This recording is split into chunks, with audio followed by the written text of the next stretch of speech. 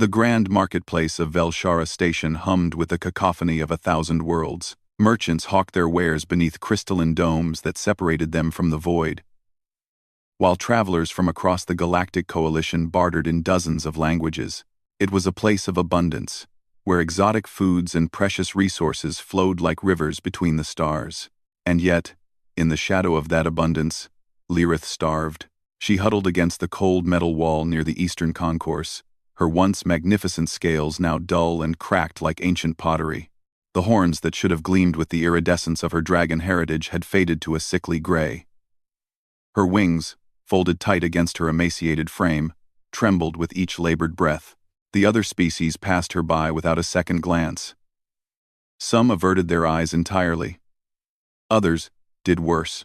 "Pathetic," sneered a Krillin merchant, his 4 eyes blinking in disdain as he pulled his young spawn away from her. Dragons were once apex predators. Look at what they've become. A group of Veltorian youths laughed as they walked past, one tossing a wrapper at her feet. Maybe she should have saved some treasure instead of hoarding it all. Isn't that what your kind does? Greed and gluttony? Lith said nothing. She had learned long ago that words changed nothing.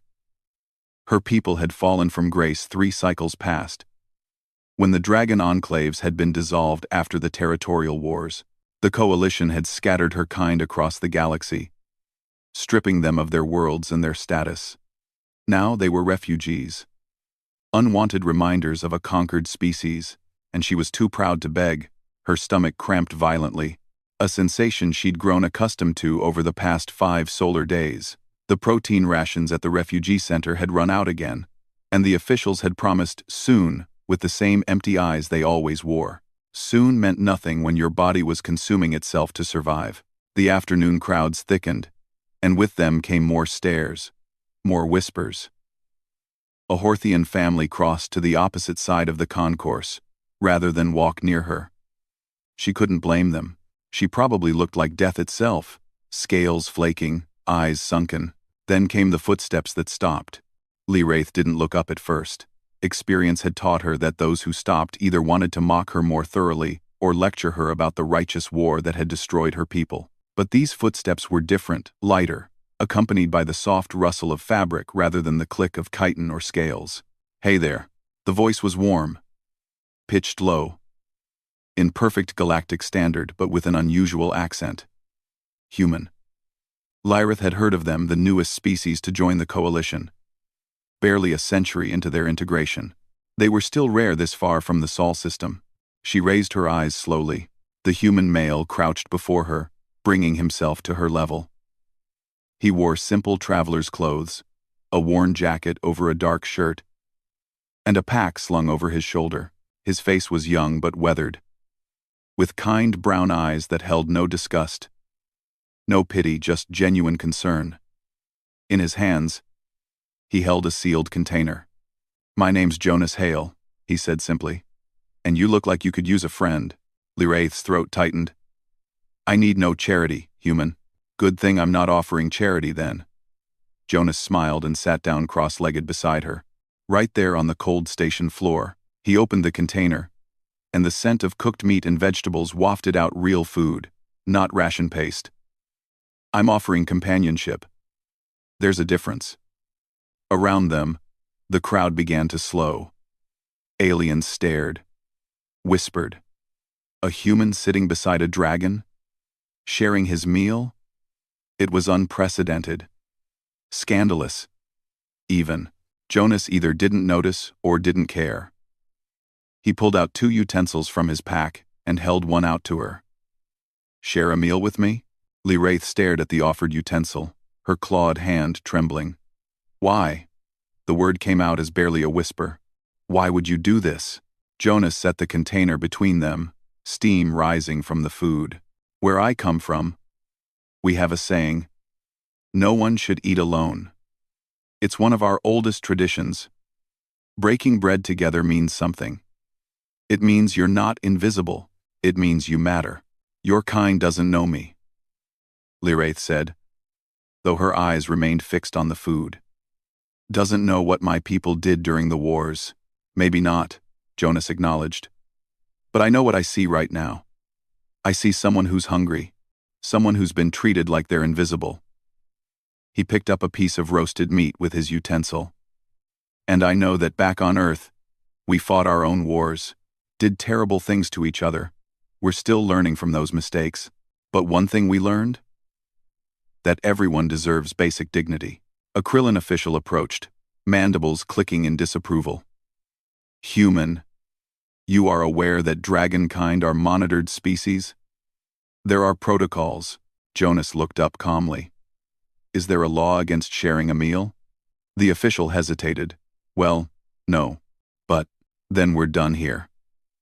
Jonas's voice remained polite, but carried an edge of steel.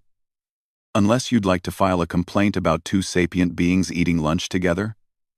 The official retreated, muttering into his comm device. Lith felt something crack inside her, not her pride, but the shell she'd built around her heart. Slowly, with shaking hands, she picked up the utensil. The first bite of real food in days nearly made her weep. They ate in silence for several minutes, Jonas making sure she took portions while he ate smaller amounts. Other humans began to notice. 3 of them stopped, exchanged glances, and then sat down nearby, opening their own food containers. Then a young Teruvian child broke from their parents' grip and offered a piece of fruit before being hastily pulled away. Your people are strange, Jonas Hale, Lith said, her voice stronger now.